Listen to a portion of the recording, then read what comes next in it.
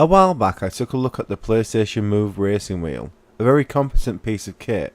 When combined with Gran Turismo 5, this controller offered an analog motion controlled steering experience without the need of taking up loads of space with a full racing wheel. This is one of those times where you can make a direct comparison with the sort of experiences the 7th generation of consoles had to offer, with both having a comparable game and controller on both the PS3 and the 360. The Xbox 360's offering in the field of wireless analog motion controlled steering wheel controllers is the Xbox 360 Speed Wheel, which comes with a D-pad, all the front facing buttons, back and start buttons, an optional space for a Star Wars sticker, and the big triggers at the back for gas and brake.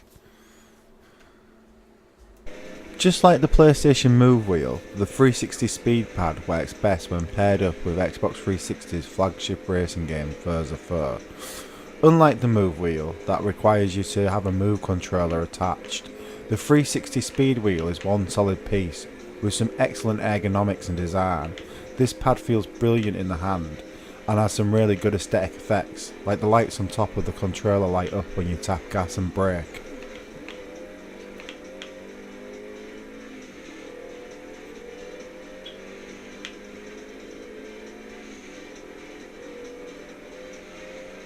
The handlebar-like grips of the speed wheel place your thumbs right above the buttons where they need to be, and the steering feels spot on. Compared to the Move wheel, the speed wheel feels lighter and easier to turn in the hand. This in turn makes steering on screen all the more accurate.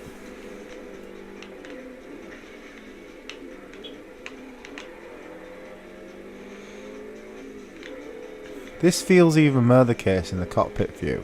Visually you can see the driver's hands in game doing the same actions you are. It's really impressive how they perfectly mirror your own gestures. The PlayStation Move wheel was really impressive at doing this also, but if I had to rank the 360 Speed Pad against its peers, I would have to say the 360 wheel comes out on top.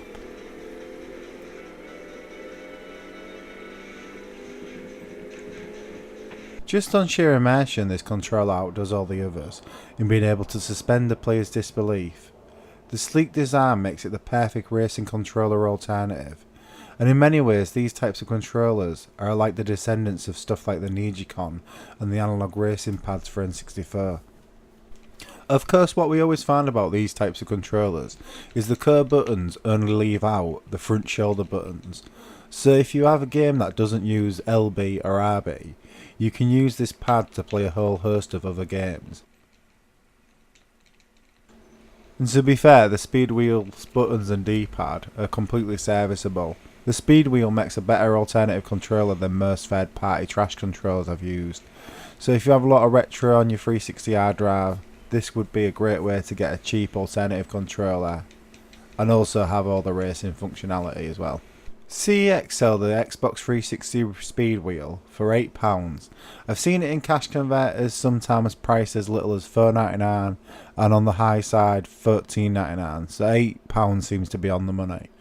Thanks for watching and farewell.